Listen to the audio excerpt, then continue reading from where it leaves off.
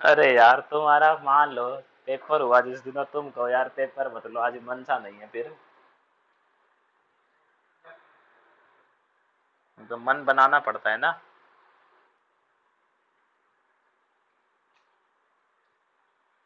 कौन कौन से आ रहे हैं? हाँ। क्या? नहीं ये स्कूल यूटी लेंगे, यूटी। पता नहीं कैसे लेंगे, ऑनलाइन ही लेंगे इसके यूटी। हाँ बताओ। तो हो जाएगा। हाँ हो जाएगा। ऑर्गेनिक नहीं करवाई तुम्हें पहले?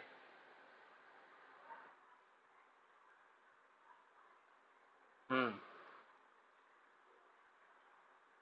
अरे शाबाश, ये हुई ना बात। हाँ। हाँ। अब तो यार तुम्हारा बुलेट ट्रेन की स्पीड से चलता है सिलेबस। क्या करवा रहे हैं? तुम्हारा तो यार ऑर्गेनिक खत्म कर दी ना आपकी। बहुत बढ़िया। तो यार तुम सीधा पेपर देने ही जाओगे मार्च में, मुझे तो ये लगता है।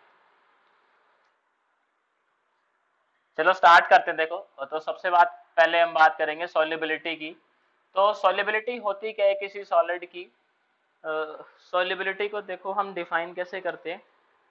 इसको जो है मैं सॉल्यूशन के अंदर बताऊंगा आपको डिटेल के अंदर, कि एक सॉल्वेंट होता है, सॉल्वेंट आप 100 ग्राम लो, उसके अंदर सोल्यूट डालते रहो।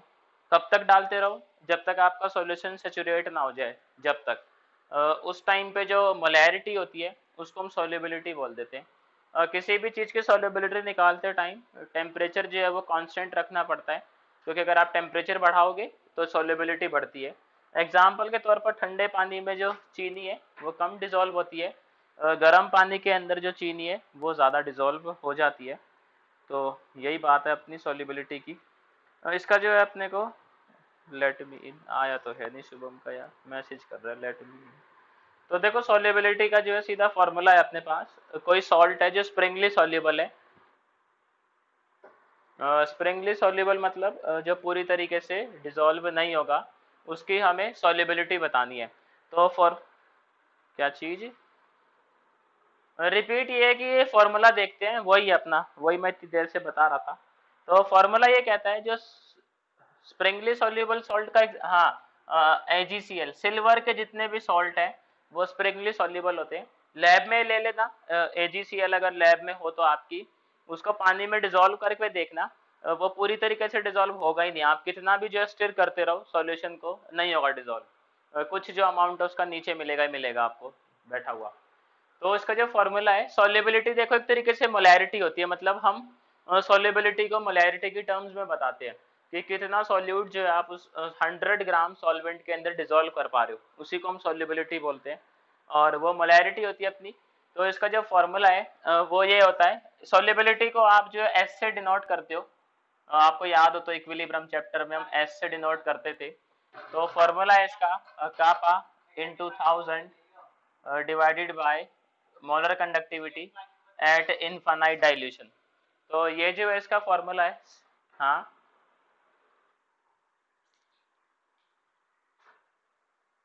इसके स्प्रिंगली सॉल्युबल स्पेसिफिक। तो वैसे तो सॉल्ट की सॉल्युबिलिटी हम कैसे निकालते हैं याद है? जैसे NaCl होता था, अभी याद आएगा देखो। ये अपना टूटता था ऐसे फिर इसको लिखते थे ऐसे, इसकी सॉल्युबिलिटी एस 0 0, फिर पूरी तरीके से सॉल्युबल है तो ये एस और ये भी एस, फिर KSP लिखते थे, वो एस स्क्वायर आ जाता था। आगे याद? तो ये स्प्रिंगली सॉल्युबल का है फार्मूला। तो एक क्वेश्चन देखते हैं इस पे। वैसे तो रेयर है बट स्टिल सिलेबस में है तो करना तो पड़ेगा ही। अपने को कहता है एक सैचुरेटेड सॉल्यूशन है AgCl का, और उसकी कंडक्टिविटी गिवन है, यानी कि कापा हमें गिवन है। बहुत ही आसान क्वेश्चन है। तो कापा की जो वैल्यू है अपने को गिवन है ये 1.382 इंटू 10⁻⁻⁶। AgCl सॉल्ट की बात हो रही है यहाँ पे। यूनिट गिवन अपने को साइमन पर सेंटीमीटर। कहता है it's solubility given ionic conductance of AG ion and chloride ion, मतलब हमें ये चीज दी हुई है, एजी आयन की हमें मोलर कंडक्टिविटी दी है, वो गिवन अपने को 61.9 यूनिट है साइमन सेंटीमीटर स्क्वायर पर मोल,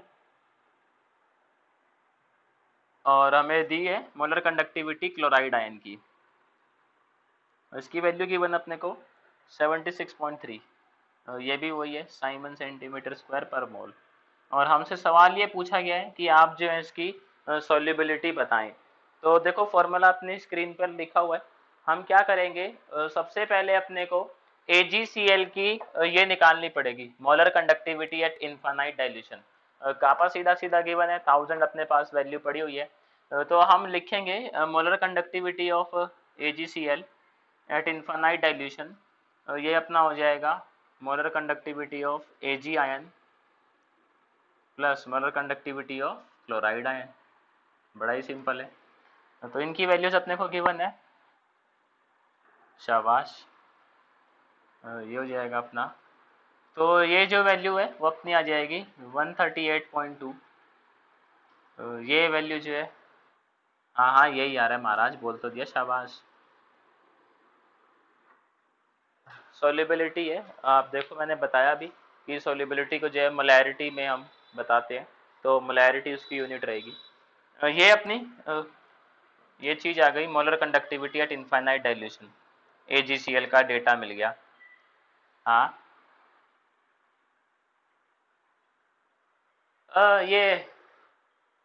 ये जो 11th में नहीं पढ़ते थे हम, अ, अगर आपका सॉल्ट जो है पूरी तरीके से सॉल्युबल है तो उसकी सॉल्युबिलिटी प्रोडक्ट निकालते थे, 11th की बात है ये, इक्विलिब्रियम की, वो बता रहा था मैं कैसे कैलकुलेट करते थे 11th क्लास के अंदर।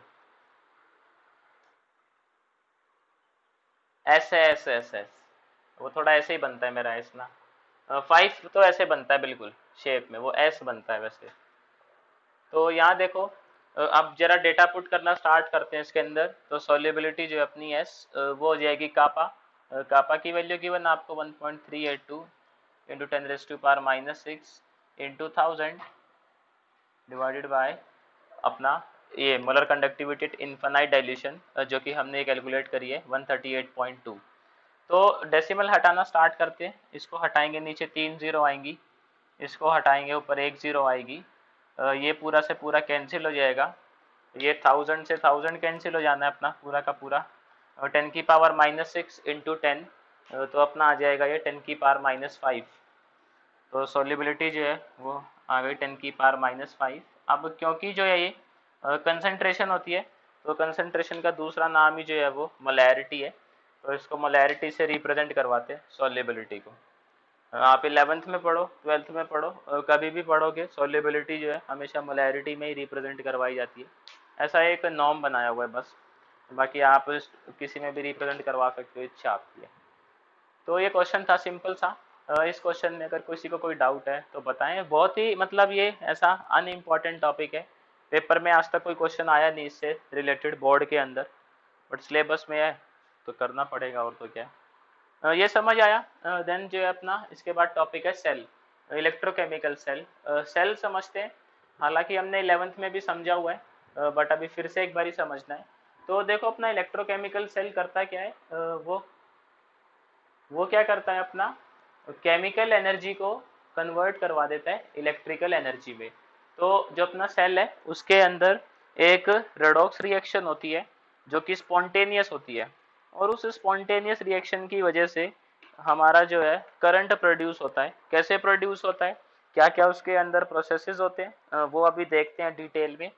चांसेस ऑलमोस्ट निल है कि बोर्ड के अंदर पूछेगा आपसे सेल के बारे में, बट वाइवा में जरूर पूछता है टीचर।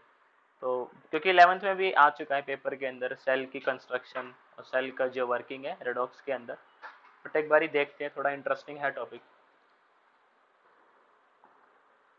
हम्म, हो ना यार रिकॉर्डिंग।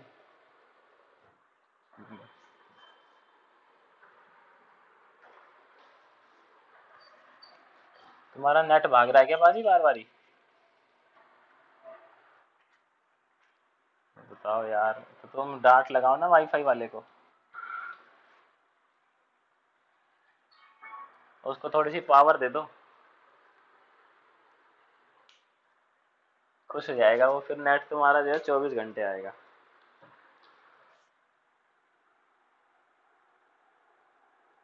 तो देखो इलेक्ट्रोकेमिकल सेल देखते हैं।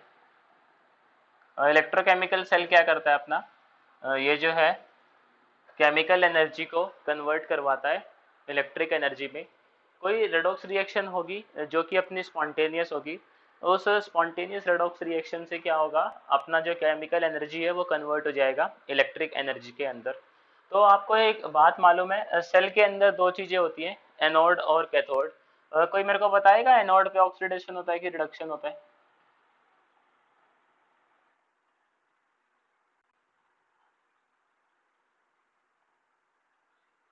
हाँ देखो, जो एनोड है उस पर ऑक्सीडेशन होता है। आप इस चीज को कैसे याद रख सकते हो, एनोड में लास्ट में ओड आता है ना, तो ऑक्सीडेशन, ऐसा अपना तरीका याद करने का है। नहीं, तुम एक का याद रखो ना यार। इस पे रिडक्शन होता है। एनोड जो है वो नेगेटिवली चार्ज होता है कि पॉजिटिवली चार्ज होता है?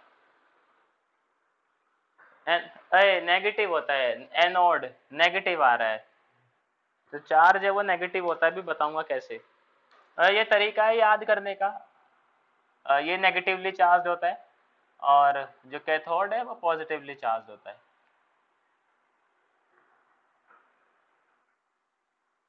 ये चीज इंपॉर्टेंट है वाइवा के लिए, बोर्ड में नहीं आती, वाइवा में आती है। अब देखते हैं सेल अपना, तो बनाते हैं, ये फिजिक्स में बनाओगे आप लैब के अंदर। सेल जो है ना उसका ईएमएफ मेजर करोगे, मतलब कितनी जो वोल्टेज है वो प्रोड्यूस कर रहा है।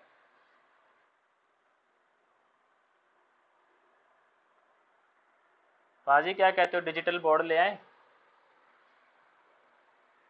ए, ए यार, फिर यार कैमरा भी लाना पड़ेगा अच्छा एक।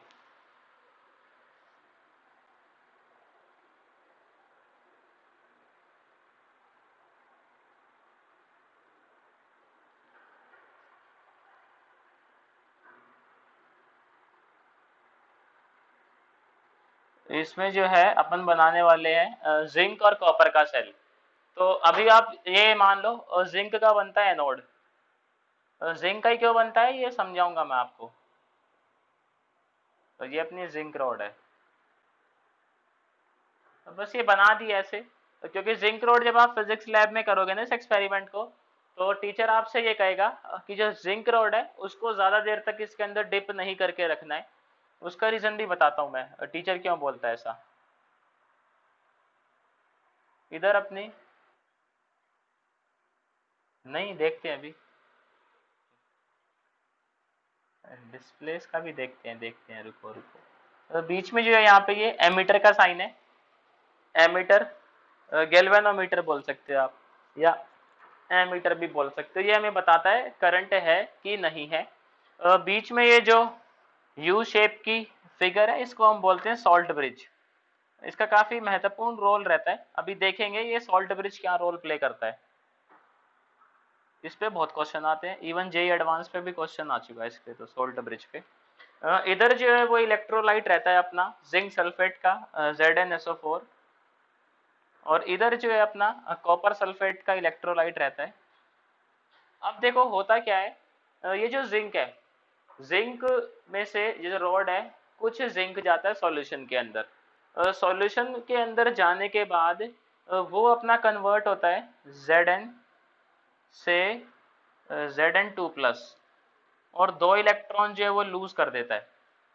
ये जिंक की कहानी है। अब होता क्या है, ये जो दो इलेक्ट्रॉन है ये चलते हुए पहुंचते हैं इस इलेक्ट्रोड पे और यहाँ पे चिपक जाते हैं। तो जो ये अपनी जिंक की रॉड होती है, इस पे इलेक्ट्रॉन इकट्ठे होना स्टार्ट हो जाते हैं, इलेक्ट्रॉन पे नेगेटिव चार्ज होता है। तो हम बोलते हैं जो जिंक रोड है यहाँ पे वो आपकी नेगेटिवली चार्ज है। और जिंक रोड यहाँ पे काम करती है एज अ एनोड, क्योंकि जिंक का होता है ऑक्सीडेशन। तो यहाँ पे जो जिंक है वो अपना बिहेव करता है एनोड की तरह। अब ये एनोड है तो ये जो है वो कैथोड बनेगा, ऑब्वियस है। तो यहाँ देखो फिर क्या होता है, सॉल्यूशन के अंदर जिंक आयन आ गया और दो इलेक्ट्रॉन आ गए। अभी तक तो बात सही है बिल्कुल। कॉपर सल्फेट जो है वो डिसोसिएट होता है अपने आयंस में, Cu2+, plus SO4 2 minus.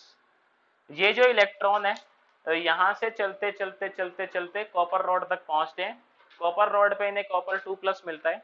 Copper 2 plus 2 electron accept कर लेता है और ये कन्वर्ट हो जाता है कॉपर के अंदर। मतलब होता क्या है, धीरे धीरे जो है आपकी ये रॉड ये थिक होना स्टार्ट हो जाती है। क्यों स्टार्ट होती है? क्योंकि सॉल्यूशन जो अपना कॉपर सल्फेट का सॉल्यूशन था उसका जो कॉपर है वो यहाँ पे डिपॉजिट होना स्टार्ट हो जाता है। डिपॉजिट क्यों होता है? क्योंकि यहाँ से जो है वो इलेक्ट्रॉन चलते हुए आ रहे हैं और उन इलेक्ट्रॉन को ये एक्सेप्ट कर रहा है। एक्सेप्ट करने के बाद रिड्यूस हो रहा है कॉपर मेटल के अंदर और वो यहाँ पे डिपॉजिट हो रहा है। अब क्योंकि आपके इलेक्ट्रॉन ऐसे फ्लो करते हैं तो करंट आपका इस डायरेक्शन में आता है सर्किट के अंदर। तो यहाँ पे आपको जो है करंट देखने को मिलेगा और इसी की हम वोल्टेज मेजर करते हैं लैब के अंदर। तो ये बड़ा ही सिंपल सा कंस्ट्रक्शन है कि आप एनोड की रिएक्शन देखोगे तो ये एनोड की रिएक्शन है, कैथोड की रिएक्शन देखोगे तो ये कैथोड की रिएक्शन है। मैं एक बारी दोनों रिएक्शन लिख देता हूँ इधर साइड में। जो एनोड की रिएक्शन है वो है जिंक कन्वर्ट होता है Zn2 प्लस में और 2 इलेक्ट्रॉन लूज करता है। जो कैथोड की रिएक्शन है वो कॉपर 2 प्लस जो है 2 इलेक्ट्रॉन एक्सेप्ट करता है। एक मिनट रुको अभी बताता हूँ। कॉपर बनाता है। ओवरऑल रिएक्शन देखेंगे तो इधर Zn है, इधर Cu2 प्लस है, इससे अपना बनता है Zn2 प्लस प्लस Cu। तो ये आपका रेडॉक्स रिएक्शन हो गया इस सेल का। अब ये तो अपना बेसिक वर्किंग थी इसकी कि सेल जो है अपना इस तरीके से काम करता है। और ये मैंने बताया कि जिंक रोड जो है फिजिक्स में टीचर बोलेगा ज़्यादा देर तक डिप नहीं करना है। उसका रीज़न ये है अगर इसको ज़्यादा देर तक आप डिप कर दोगे तो रॉड पतली होती जाएगी क्योंकि जिंक जो है वो सॉल्यूशन के अंदर जाता जाएगा आपका रॉड पे से। तो एक टाइम ऐसा आएगा रॉड गायब ही हो जाएगी। जो फिजिक्स लैब में बनाते हो वो आप दो अलग अलग चैम्बर में नहीं बनाते, वो एक मटके टाइप का होता है, पॉट टाइप का, उसके अंदर बनाते हैं। डेनियल सेल बोलते हैं उसको। तो उसके अंदर बनाते हैं हम सेल को और जिंक रॉड डिप करते हैं, यही सेल होता है वो, बस वो एक ही उसके अंदर होता है मटके के अंदर। उसकी कंस्ट्रक्शन कुछ ऐसी होती है। तो जिंक रॉड जो है वो टाइम के साथ मेल्ट होती जाती है, इसलिए बोला जाता है कि जिंक रॉड को आप तभी डिप करें जब आपको ईएमएफ मेजर करना है, अदरवाइज ना करें क्योंकि उससे क्या अपना जिंक जो है वो खत्म हो जाएगा। तो ये सेल की वर्किंग में किसी को डाउट है क्या? क्योंकि उसके बाद फिर मैं कुछ सवाल जवाब करूंगा आप लोगों से। हाँ, नहीं है? हाँ, मैं उसी पे तो आने वाला हूँ सवाल जवाब में। तो पहले मैं आपसे सवाल करता हूँ, आपको क्यों लगता है, मतलब क्या लगता है सॉल्ट ब्रिज जो है ये क्या रोल प्ले करता होगा यहाँ पे? अच्छा, इसके अंदर ना पहले इसके अंदर जो है ये सॉल्यूशन भी होता है। KNO3 भरा होता है। KNO3 भरा होता है इसके अंदर। अरे महाराज सुन लिया यार मैंने। और इसके अंदर कभी कभी जो है वो अगर अगर जेल भी डालते हैं। तो ये बात सही है बिल्कुल कि जो अपना सॉल्ट ब्रिज है वो सर्किट कंप्लीट करता है। इनर सर्किट कंप्लीट करता है कि outer circuit? Inner circuit, very good. होता है क्या है देखो, यहाँ पे जो है कॉपर 2 प्लस तो रिड्यूस हो रहा है आपका, लेकिन इस सॉल्यूशन के अंदर ये सल्फेट आयन बच जाता है। सिमिलरली यहाँ पे इलेक्ट्रॉन तो चले जाते हैं, जिंक सल्फेट अपनी जगह है, ये जिंक आयन यहाँ बच जाता है। तो सॉल्ट ब्रिज क्या करता है, ये आयन डिफ्यूज होते हैं एक दूसरे की तरफ सॉल्ट ब्रिज के थ्रू और डिफ्यूज होके कंबाइन होते हैं, वापस से जिंक सल्फेट बना लेते हैं और अपनी जो जीवन है वो खुशी खुशी व्यतीत करते हैं। और सवाल बड़ा ही सिंपल था ये। इसके बाद जो सवाल है वो थोड़ा सा मुश्किल है। बोर्ड में पूछा गया एक बारी कि अगर हम ये सॉल्ट ब्रिज हटा दें तो उसके परिणाम क्या होंगे।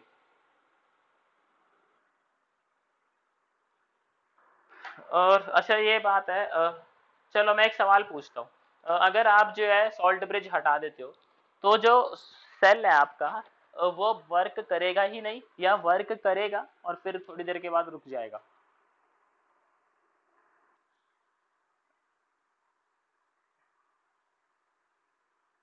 अ, एक मिनट एक मिनट, देखो इसका जवाब जो है वो ये सही है कि जो ये सेल है वो थोड़ी देर के लिए तो काम करेगा लेकिन उसके बाद रुक जाएगा। बट एक्सप्लेनेशन बताओ मेरे को, कि ऐसा क्यों? हाँ, तो वो तो बात सही है, वोल्टेज जीरो हो जाएगी, पर वो ऐसा थोड़ी देर तो काम करता है उसके बाद काम नहीं करता है सोल्ट ब्रिज हटाने से, ऐसा क्यों? हाँ, क्या कह रहे हो? अरे तुम्हें बता दो यार, क्या कह रहे हो? नहीं, जिंक रोड तो वैसे भी खत्म होनी है, मान लो आप इसको छोड़ देते हो और जिंक रोड खत्म हो गई तो सेल वैसे भी काम नहीं करेगा। बट मैं ये कह रहा हूँ जिंक रोड है अभी अपने पास ना, खत्म नहीं हुई है जिंक रोड किट। हाँ, नहीं बनाएंगे, बिल्कुल सही बात है, तो उससे क्या प्रॉब्लम होगी? अरे क्या होता है इलेक्ट्रॉन इलेक्ट्रॉन का? हाँ, देखो समझते हैं इसका रीजन जो है फिजिक्स से है, थोड़ा सा ध्यान से समझना। कि अगर आप सॉल्ट ब्रिज हटा देते हो ना ये, तो सॉल्ट ब्रिज करता क्या है, इलेक्ट्रिकल न्यूट्रलिटी मेंटेन करता है। मतलब किसी भी सॉल्यूशन के अंदर, चाहे राइट हैंड साइड का सॉल्यूशन बात करो या लेफ्ट हैंड साइड, इनके अंदर आयंस जो है उनको इकट्ठे नहीं होने देता। मतलब यहाँ पे अगर सल्फेट आयन इकट्ठा हो गया तो इसमें आ जाएगा नेगेटिव चार्ज, और अगर यहाँ पे जिंक आयन इकट्ठा हो गया तो यहाँ पे आ जाएगा पॉजिटिव चार्ज। इस बात को समझना आप थोड़ा ध्यान से। अगर मान लो यहाँ पे जिंक आयन इकट्ठा हो जाता है, वो किस केस में होगा, जब आप सॉल्ट ब्रिज को हटा दो। सॉल्ट ब्रिज हटा दोगे तो ना तो सल्फेट इधर आ पाएगा ना जिंक कंबाइन हो पाएगा। तो यहाँ पे धीरे धीरे जो है वो जिंक आयन की कंसंट्रेशन बढ़ती जाएगी, यहाँ पे जो है सल्फेट की कंसंट्रेशन बढ़ती जाएगी। माइक्रोफोन बंद कर लो। क्यों बढ़ती जाएगी? क्योंकि देखो ये इलेक्ट्रॉन तो जो है यहाँ से जा रहे हैं, जिंक आपका सॉल्यूशन के अंदर आ रहा है, इलेक्ट्रॉन चल रहे हैं ऊपर से, और यहाँ पे जो है Cu2+ को रिड्यूस कर रहे हैं तो कॉपर बना रहे हैं, लेकिन ये सल्फेट आयन बच गया। कुछ टाइम बाद क्या होगा, जब सल्फेट आयन ज्यादा हो ही जाएगा तो ये जो पूरा सॉल्यूशन है ये आपका एक्वायर कर लेगा नेगेटिव चार्ज। तो इधर आ जाएगा नेगेटिव चार्ज और इधर जो Zinc 2+ की वजह से आ जाएगा पॉजिटिव चार्ज। अब आप ये बात जानते हो, जो इलेक्ट्रिक फील्ड है वो पॉजिटिव से नेगेटिव सेटअप होती है। तो ये जो वायर जा रही है आपके ऊपर से, इसके अंदर सेटअप हो जाएगी एक electric field. Electric field setup होगी ऐसे, ये डायरेक्शन होगी, और जो इलेक्ट्रिक फील्ड है वो इलेक्ट्रॉन पे फोर्स लगाती है ऑपोजिट। मतलब इलेक्ट्रॉन पे लगेगा लेफ्ट हैंड साइड। इलेक्ट्रॉन बेचारे पहले से ही लेफ्ट हैंड साइड थे, ये उधर जाने की कोशिश करेंगे, लेकिन इलेक्ट्रिक फील्ड जो इनको वापस यहीं चिपका देगी। तो इससे होगा क्या, इलेक्ट्रिक फील्ड की मदद से आपके ये जो इलेक्ट्रॉन है यहाँ के, ये उधर जा नहीं पाएंगे। पहले क्यों जा पा रहे थे, क्योंकि पहले इलेक्ट्रिक फील्ड नहीं थी। क्यों नहीं थी? क्योंकि ये चार्जेस जो थे वो डेवलप नहीं हुए थे। क्यों डेवलप नहीं हुए थे? क्योंकि आपके जो आयंस है वो न्यूट्रल हो रहे थे, लेकिन अब न्यूट्रल नहीं हो रहे, तो इकट्ठा होना स्टार्ट हो गया, चार्ज इकट्ठा होना स्टार्ट हो गया तो चार्ज डेवलप हो गया, तो चार्ज डेवलप हो गया तो इलेक्ट्रिक फील्ड सेटअप हो गई। इलेक्ट्रिक फील्ड सेटअप होने की वजह से ये जो इलेक्ट्रॉन है जिनको उधर जाना था और जिनकी वजह से करंट आना था, अब वो उधर नहीं जा पाएंगे। बीच में आप एक तरीके से बैरियर क्रिएट कर दिया, क्योंकि इलेक्ट्रिक फील्ड इनको लेफ्ट साइड ही पुश करेगी, ये बेचारे यहीं के यहीं चिपक के रह जाएंगे, क्योंकि इलेक्ट्रॉन मूव नहीं करेंगे फर्दर। इस वजह से क्या होगा, जो आपका करंट है वो धीरे से एकदम से जीरो को चला जाएगा।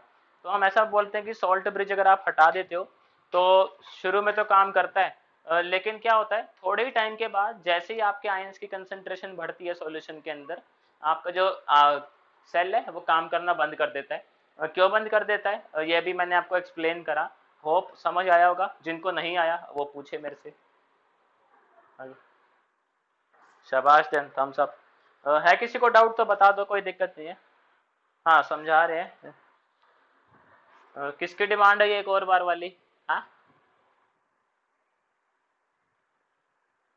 अरे ये पॉजिटिव जब है जब आप सोल्ट ब्रिज हटा दोगे। मैं तो ये कह रहा हूँ सॉल्यूशन पे चार्ज आ जाएगा, वो रोड पे नहीं आएगा। हम्म। हम्म। तब न्यूट्रल रहेगा, उस केस में आपके आयंस डिफ्यूज होंगे। सोल्ट ब्रिज में क्या है, एक इलेक्ट्रोलाइट भी डाला जाता है अलग से, KNO3 या फिर अगर अगर जेल। उसका काम ये होता है कि जिंक आयन और सल्फेट आयन को जो है वो एक साथ कंबाइन करवाना। मतलब ऐसा ना हो कि जिंक आयन पहले पहुंच जाए और सल्फेट आयन बाद में पहुंचे। अगर ऐसा होता है तो उससे वोल्टेज लैग आता है। मतलब आपने सेल स्टार्ट कर दिया है लेकिन वोल्टेज नहीं मिलेगी आपको कुछ भी, और कुछ टाइम के बाद जो आपको सेल की वोल्टेज मिलना स्टार्ट होगी। तो वो भी इसकी वो है, मतलब नोट्स है ना उसमें लिखा हुआ है good feature of salt bridge का जो इलेक्ट्रोलाइट है उसके कोई क्या कैरेक्टरिस्टिक होने चाहिए। उसमें पहली बात ये आती है कि जो आपका इनर्ट होना चाहिए और किसी भी इलेक्ट्रोलाइट के साथ रिएक्ट ना करे, रिएक्ट करेगा तो खराब करेगा अपने सेल को। और दूसरी बात ये है कि जो उसके आयंस है, जैसे KNO3 है, तो पोटेशियम आयन और नाइट्राइट आयन जो उनकी मोबिलिटी है वो ऑलमोस्ट सेम है। मोबिलिटी सेम होगा तो वोल्टेज लैग नहीं मिलेगा आपको देखने को। अगर मोबिलिटी उनकी सेम नहीं होती है तो आपको वोल्टेज लैग जो है वो देखने को मिलता है। यहाँ देखो ये जो पॉजिटिव चार्ज लिखा है ये सॉल्यूशन के ऊपर आएगा, क्योंकि यहाँ पे जिंक आयन इकट्ठा हो रहा है। और ये जो नेगेटिव चार्ज है ये भी सॉल्यूशन के ऊपर आएगा, क्योंकि यहाँ पे सल्फेट आयन इकट्ठा हो रहा है। अब आपको पता ही है पॉजिटिव नेगेटिव जब चार्ज बन ही गए हैं तो इलेक्ट्रिक फील्ड आती है। और इलेक्ट्रिक फील्ड कैसे जाती है पॉजिटिव से नेगेटिव, हमने पढ़ा हुआ ये। इलेक्ट्रिक फील्ड जो है फोर्स लगाती है चार्ज पे, और चार्ज क्या है यहाँ पे इलेक्ट्रॉन है, इलेक्ट्रॉन नेगेटिव चार्ज है। नेगेटिव चार्ज पे जो इलेक्ट्रिक फील्ड है वो कैसे फोर्स लगाती है अपनी डायरेक्शन के ऑपोजिट, तो फोर्स इधर को लगेगा। इलेक्ट्रॉन पहले से बेचारे इधर थे, उनको जाना उधर था, इलेक्ट्रिक फील्ड इनको यहीं चिपका के रखेगी, जाने ही नहीं देगी। तो अगर इलेक्ट्रॉन मूव नहीं करेंगे, इलेक्ट्रॉन की वजह से ही तो करंट आ रहा था, आपने उन्हीं की मूवमेंट रोक दी तो फिर जो आपका करंट भी नहीं आएगा। तो वाइवा में अगर पूछे तो आप ये कहोगे कि सॉल्ट अपना जो सेल है वो थोड़े टाइम के लिए काम करेगा, लेकिन जैसे ही ये आयंस की कंसंट्रेशन इतनी सफिशिएंट हो जाएगी उसके बाद जो आपका सेल काम करना बंद कर देगा, और जो वोल्टेज है वो बिल्कुल जीरो हो जाएगी, क्योंकि इलेक्ट्रॉन जो है मूव ही नहीं करेंगे। अब बताओ डाउट है तो फिर से करता हूँ, रुको। पूरे सेल को, चलो करता हूँ और कुछ। नहीं इधर तो जाएगा ही नहीं ना कुछ, मतलब ये बढ़ता जाएगा, क्योंकि जिंक रोड तो आपकी डिजोल्व होती रहेगी इसके अंदर, वो तो रुकने वाले से रही। ये इसका मास जो है सॉल्यूशन में जिंक की कंसंट्रेशन बढ़ती रहेगी आपकी, यहाँ पे जो है सल्फेट आयन की कंसंट्रेशन बढ़ती रहेगी, बस यही होगा। नहीं वो इलेक्ट्रॉन पहले भी तो इधर ही थे, इलेक्ट्रॉन देखो आए कहाँ से, जिंक से आए, जिंक पहले यहीं था।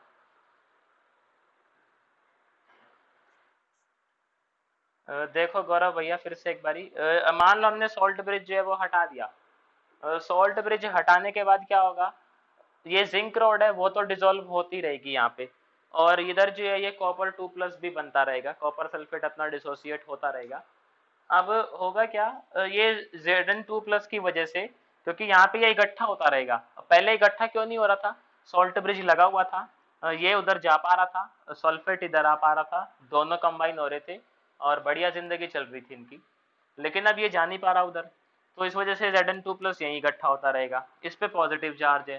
तो जो पूरा सॉल्यूशन है आपका एनोड वाला, ये एक्वायर कर लेगा पॉजिटिव चार्ज।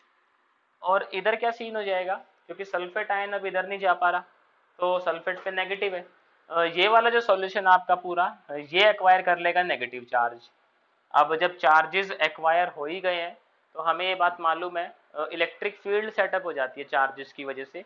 और इलेक्ट्रिक फील्ड कैसे चलती है, पॉजिटिव चार्ज से नेगेटिव चार्ज, तो यहाँ पे इलेक्ट्रिक फील्ड बन जाएगी इस सॉल्यूशन से, ऐसे इस सॉल्यूशन तक इलेक्ट्रिक फील्ड सेटअप हो गई। इलेक्ट्रिक फील्ड जो है किसी भी चार्ज पे फोर्स लगाती है। अब यहाँ पे इलेक्ट्रॉन को जाना था उधर, इलेक्ट्रॉन अगर उधर जाता तो करंट अपना आता, लेकिन इलेक्ट्रिक फील्ड जो इलेक्ट्रॉन को वो इधर ही फोर्स लगाएगी, मतलब इलेक्ट्रॉन को उधर जाने ही नहीं देगी। तो अगर वो जाने ही नहीं देगी तो अपना करंट भी नहीं आएगा, और करंट नहीं आएगा तो सेल जो है वो काम नहीं करेगा। बस यही जवाब था। अब आया कुछ समझ, नहीं आया? कोई नहीं यार, मैं समझा दूंगा अलग से, टेंशन मत लो तुम। अगर नहीं आया तो बता देना मेरे को। इसके बाद जो है सेल का तो इतना ही था अपना। ये सेल ना पेपर में नहीं आएगा, क्योंकि 11th में ऑलरेडी आपसे पूछा जा चुका है सेल के बारे में, रेडॉक्स चैप्टर में। क्या ऐसे ही यार, तुम्हारा मन नहीं था ना पढ़ने का, आज तो मैं का सेल ही पढ़ा। सिलेबस में है ना यार, तो करना पड़ेगा। ये वाला चैप्टर बोरिंग क्यों लग रहा है तुम्हें, कितनी तो कैलकुलेशन है इसके अंदर। तो थ्योरी बस इतनी ही थी, अब तो खत्म, अब वापस न्यूमेरिकल पार्ट स्टार्ट हो जाएगा। ज्यादा का यार अभी तो। इसके बाद जो अपन पढ़ते हैं इलेक्ट्रोकेमिकल सीरीज, किसी को याद है चीज क्या बताती है? क्योंकि आप 11th में पढ़ चुके हो इसलिए पूछ रहा हूँ मैं। हाँ और कुछ कोई जवाब? हाँ